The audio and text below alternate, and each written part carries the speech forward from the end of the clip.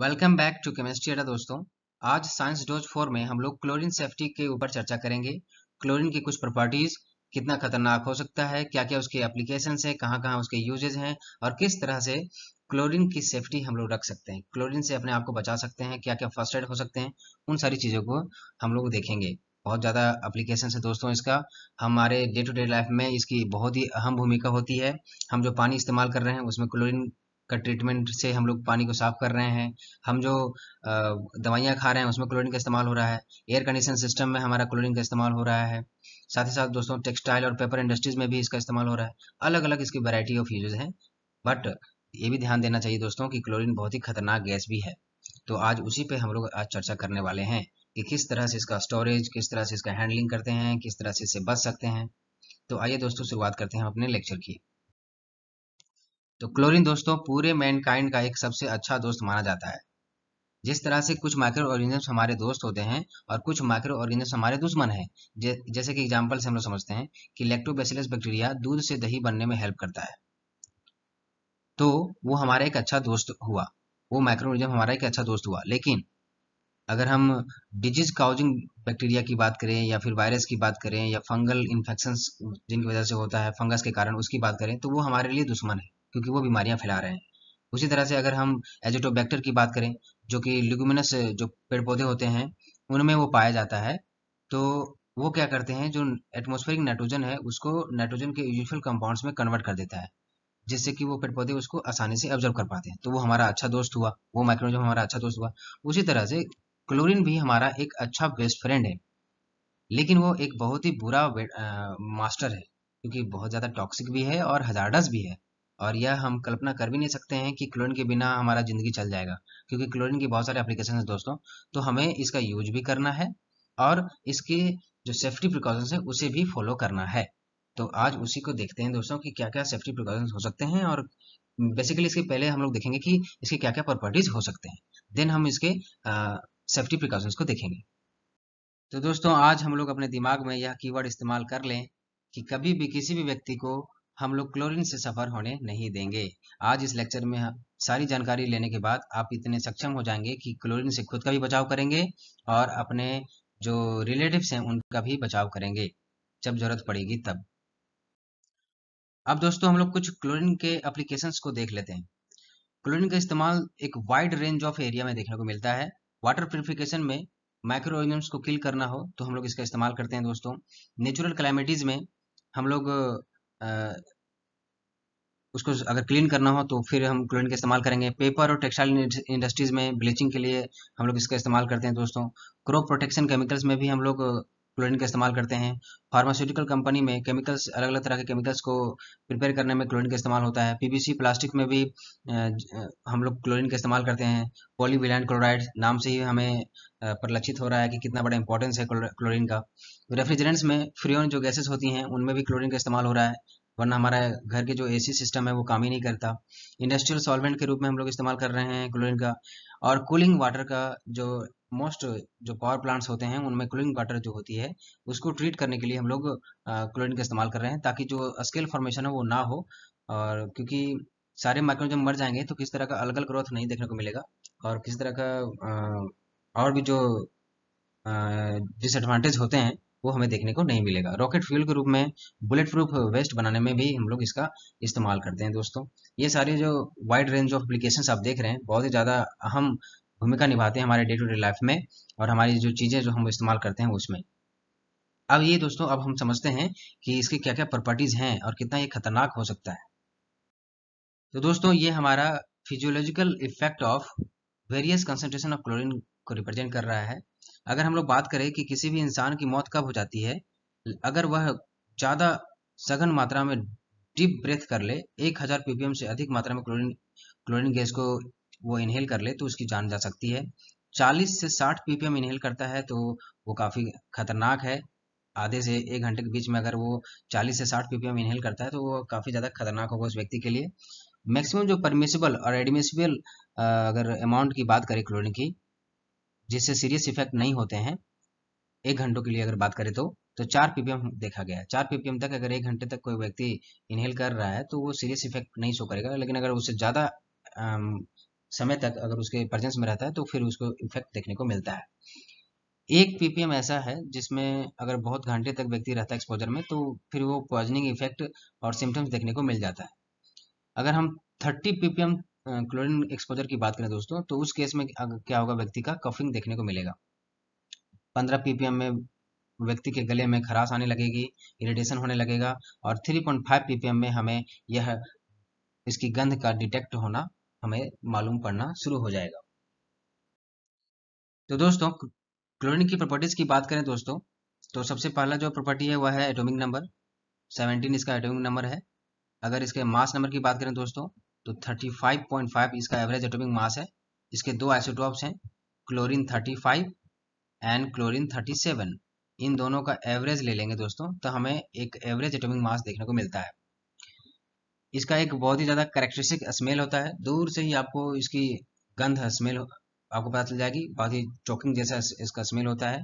कोई क्युमुलेटिव अर्थात संचयन की जो इफेक्ट है वो इसमें देखने को नहीं मिलती है। कोई एंटीडोट नहीं है दोस्तों, इसलिए हमें इससे जितना ज़्यादा हो सके प्रिकॉशन लेना है, सेफ्टी प्रिकॉशन फॉलो करने हैं। क्लोरीन गैस जो है वो 2 टाइम्स हेवियर है हवा से, नॉन एक्सप्लोसिव होता है, नॉन फ्लेमेबल होता है, आग नहीं पकड़ता है। ड्राई क्लोरीन जो है वो मेटल को करोड नहीं करता है। लेकिन अगर वही बात करें वेट क्लोरीन का, वो काफ़ी ज़्यादा हाईली कोरेसिव होता है, क्योंकि यह क्या करता है, गैल्वेनिक जो हाफ सेल रिएक्शंस हो रहे होते हैं मेटल सरफेस के ऊपर में वाटर के कंटेक्ट में, तो वो ज़्यादा काफ़ी बढ़ जाते हैं।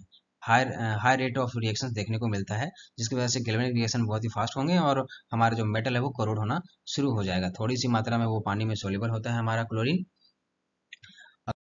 तो दोस्तों कुछ हम लोग लिक्विड क्लोरीन की प्रॉपर्टीज की भी चर्चा कर लेते हैं। क्योंकि लिक्विड क्लोरीन और गैसेस क्लोरीन दोनों का मिक्सचर हमारे पास कंटेनर में रहता है। जिस कंटेनर में हम लोग क्लोरीन को स्टोर करके रखते हैं उसमें लिक्विड क्लोरीन और गैसेस क्लोरीन एक दूसरे के साथ में इक्विलिब्रियम स्टेट में रहते हैं। तो लिक्विड क्लोरीन की बात करें दोस्तों, वह क्लियर एम्बर कलर का होता है, 1.5 टाइम्स हेवियर होता है पानी से। एक वॉल्यूम अगर लिक्विड क्लोरीन लेंगे तो 460 वॉल्यूम हमें क्लोरीन गैस देखने को मिलेगा। High coefficient of thermal expansion हमें देखने को मिलता है, 0.5% इंक्रीज हो जाता है वॉल्यूम जब हम 1 डिग्री टेम्परेचर को इंक्रीज करते हैं तो। और साथ ही साथ हमें हाई वेपर प्रेशर देखने को मिलता है रूम टेम्परेचर पे। तो ये हमारे कुछ ड्राई क्लोरीन और लिक्विड क्लोरीन के प्रॉपर्टीज थे। अब हम लोग समझते हैं दोस्तों कि अगर इनकी एक सर्टेन लेवल से मात्रा ज़्यादा हो जाती है तो क्या क्या असर देखने को मिलेगा। तो इस तरह से दोस्तों हम लोगों ने देख लिया कि क्लोरीन की क्या क्या प्रॉपर्टीज थी और कितना ज़्यादा खतरनाक वो था। अभी क्या है दोस्तों कि अब हमें क्लोरीन को स्टोर करना है और उसको जिस भी जगह पे यूज करना है हम उस स्टोरेज एरिया से यूज करेंगे। तो क्लोरीन को स्टोर करने के लिए हम लोग कोई डब्बे में नहीं लाते हैं, बल्कि हमारे पास मेटल के, बहुत ही हैवी मेटल के कंटेनर्स होते हैं जिसको हम लोग क्लोरीन टनर्स कहते हैं। इन क्लोरीन टनर में ऊपर के एरिया में गैस और नीचे वाले में लिक्विड पाया जाता है। दोनों एक दूसरे के साथ में इक्विलिब्रियम स्टेट में रहते हैं। अगर आपको लिक्विड क्लोरीन चाहिए, गैसेस क्लोरीन चाहिए तो मिल जाएगा, लिक्विड भी चाहिए तो आप ले सकते हैं। जिधर आप कनेक्शन करेंगे उधर आपका वो फ्लो आपको देखने को मिल जाएगा। आपको लिक्विड क्लोरीन चाहिए तो लिक्विड मिलेगा, गैसेस सिस्टम चाहिए तो गैसेस सिस्टम में भी मिलेगा। और जब इसका कनेक्शन करना रहता है तो काफ़ी एक्सपीरियंस ऑपरेटर के हेल्प से हम लोग कनेक्शन करेंगे, क्योंकि थोड़ी सी भी लीकेज उस आदमी की और आसपास में जो लोग रहेंगे उनकी जान पर भी खतरा पड़ सकता है। इसलिए जब टनल का कनेक्शन हम लोग करते हैं ताकि सर्विस में टनल को ले सके, उसको डोजिंग कर सके, तो हमें एक एक्सपीरियंस ऑपरेटर की जरूरत पड़ती है जो कि क्या करेगा, यहाँ से जो कनेक्शन है वो दूसरे डोजिंग सिस्टम में देगा। तो दोस्तों ये जो क्लोरीन टनल्स होते हैं काफ़ी ज़्यादा हैवी होते हैं, 1.5 टन्स इनका काफ़ी वजन होता है। बीच बीच में हम लोग क्लोरीन टनल्स की हेल्दीनेस चेक करते रहते हैं और एक सर्टेन टाइम के बाद उस टनर को रिजेक्ट करना पड़ता है और वह यूज के लायक नहीं रहता है। मोबाइल होता है, अर्थात इसको एक जगह से दूसरी जगह मूव करा सकते हैं, जहाँ जरूरत है वहाँ उसको इंस्टॉल कर सकते हैं, रख सकते हैं। और काफ़ी ज़्यादा प्रेशराइज्ड होता है वह, कोरोजन प्रिवेंशन मैकेनिज्म उसके अंदर होता है। कोरोजन जनरली नहीं देखने को मिलता है उसके अंदर में, इस तरह का वो मटेरियल से बना होता है। हाई टॉक्सिक और हजार्डस केमिकल को वो अपने अंदर रखता है। ससेप्टेबल टू हीट, हीट से वो ज़्यादा ससेप्टेबल है, काफ़ी वो एक तरह से कह सकते हैं सेंसिटिव है, और काफ़ी ज़्यादा हाई प्रेशर होता है एम्बिएंट टेम्परेचर पे उसका, इस चीज़ का आप ध्यान देंगे। अब हम लोग बात करते हैं इन क्लोरीन टनर को या कंटेनर को किस जगह पे रखना चाहिए। तो इनको हमेशा कूल, ड्राई और वेल वेंटिलेटेड प्लेस पे रखना चाहिए। हवा वहाँ पे आनी जानी चाहिए, क्रॉस वेंटिलेशन चाहिए। एक तरफ से हवा आई और दूसरी तरफ से हवा जानी चाहिए, तो उस जगह का हमें चयन करना पड़ेगा। और कभी भी उसे सन के एक्सपोजर में नहीं रखना है। उसे सोर्सेज ऑफ हीट से दूर रखना है, boiler, open flames, heat, hot water line से दूर रखना है। कभी भी वेल्डिंग और गैस कटिंग का काम उसके आसपास नहीं करना है, और उसको जो रखना है वो ड्राई फ्लोर पर रखना है। अगर एसिड और अल्कलीज का स्पिलेज हुआ है या पानी का स्पिलेज हुआ है तो उसे साफ करना है, तब जाके उसको रखना है। अगर ऐसा होता है तो हमें नहीं रखना है, क्योंकि उस केस में क्या होगा, कोरोजन बढ़ जाएगा और उसकी जो लाइफ टाइम है कंटेनर की या फिर क्लोरीन टनर की वो घट जाएगी, क्योंकि कोरोजन हो जाएगा उस कंटेनर का और फिर वो यूज करने के लायक नहीं रहेगा। अब दोस्तों हम लोग देखते हैं कि अगर कोई क्लोरीन टनर से या कंटेनर से लीकेज हो रहा है, या फिर जिस लाइन से क्लोरीन पास होकर के डोजिंग सिस्टम के माध्यम से वो जहाँ डोज हो रहा है, अगर उस लाइन में अगर लीकेज हो गया है तो फिर कैसे उसको डिटेक्ट करेंगे और कैसे क्या करना चाहिए उस केस में, उस चीज को देखते हैं। तो सबसे पहला जो तरीका है वह है स्मेल से। अगर हम सभी जानते हैं कि बहुत ज्यादा चोकिंग स्मेल उसका होता है, तो दूर से ही हमें उसका स्मेल पता चल जाएगा कि ये क्लोरीन की गंध है। और दूसरा जो तरीका है दोस्तों वह है अमोनिया टॉर्च का यूज करना। अमोनिया टॉर्च में बेसिकली क्या करते हैं दोस्तों, एक लकड़ी का आप ले सकते हैं कोई टुकड़ा, और उसके ऊपर कपड़ा बांध देते हैं और उसके ऊपर अमोनिया का सॉल्यूशन हम लोग डाल देते हैं। पूरी तरह से कपड़ा भीग जाता है अमोनिया सॉल्यूशन में। फिर हम लोग इसको ले चलते हैं जहाँ पे हमें लगता है कि यहाँ से क्लोरीन लीकेज हो रहा है थोड़ा थोड़ा, तो उस जगह पे हम लोग इसको क्या करते हैं, पहले व्यक्ति को पूरी तरह से पीपीई किट पहना देते हैं ताकि उसे किसी तरह का दिक्कत ना हो। अगर क्लोरीन गैस आसपास है फिर भी उसे कोई दिक्कत नहीं होना चाहिए।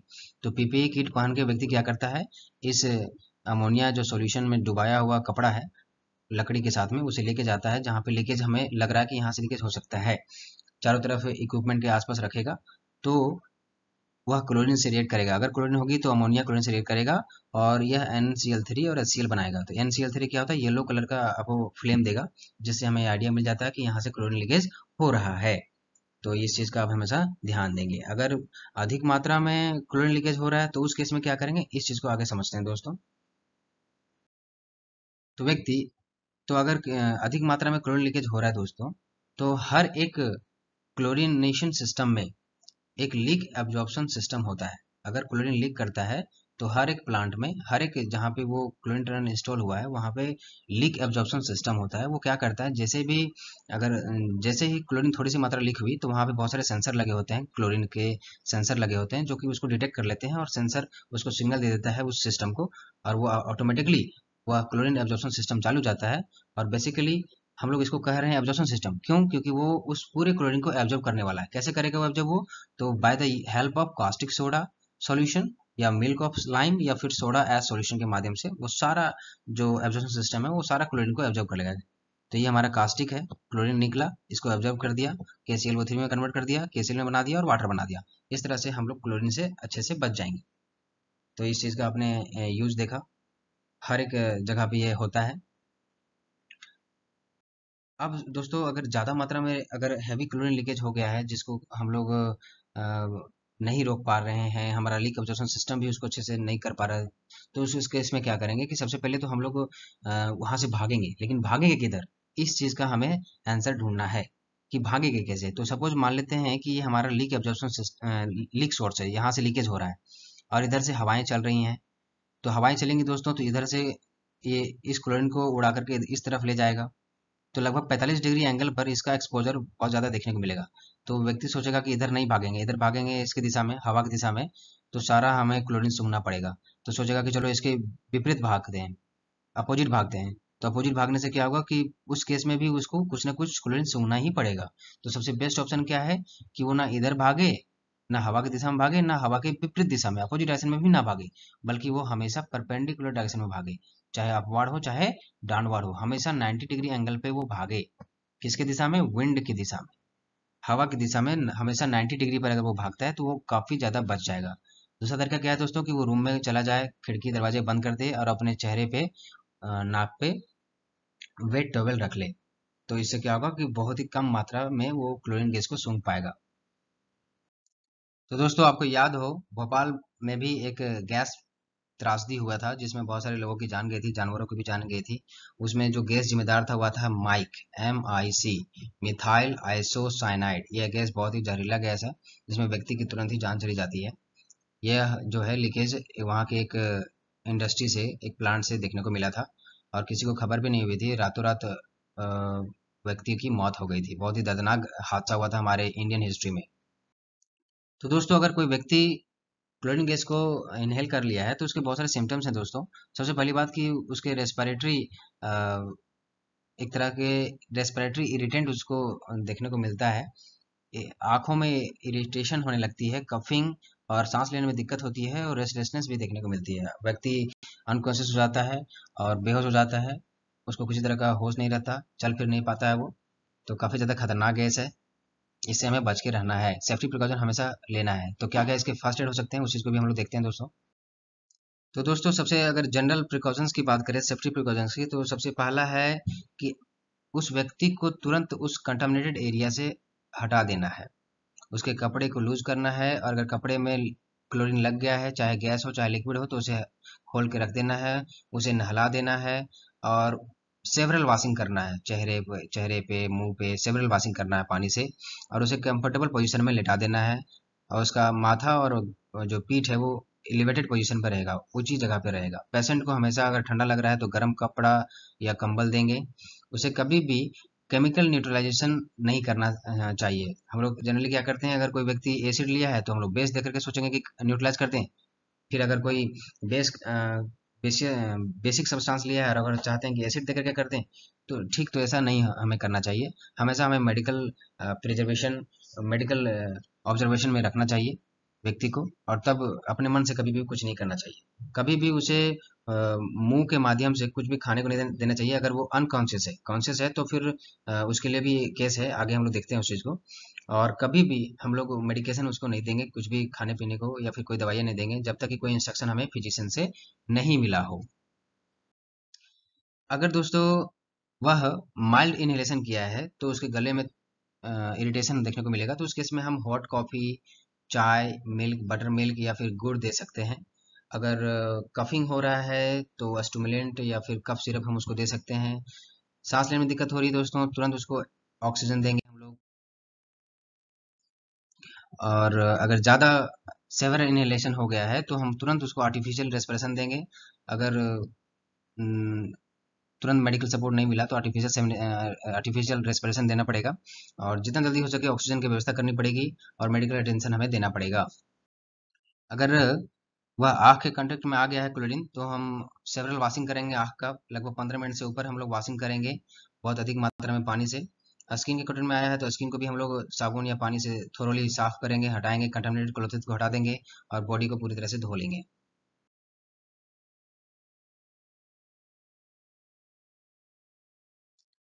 तो दोस्तों इस तरह से हम लोगों ने क्लोरीन से रिलेटेड सारी चीज़ों को देखा, किस तरह से बचाव हो सकता है, क्या क्या हमें फर्स्ट एड करना चाहिए, क्या क्या प्रिकॉशंस हैं, क्या क्या प्रॉपर्टीज हैं, इस चीज़ को हम लोगों ने देख लिया। आई होप आपको यह वीडियो अच्छा लगा हो। अगर यह वीडियो आपके लिए हेल्पफुल लगा हो तो लाइक करें, शेयर करें, सब्सक्राइब करें और बेल आइकन को प्रेस करना ना भूलें। Thanks for watching.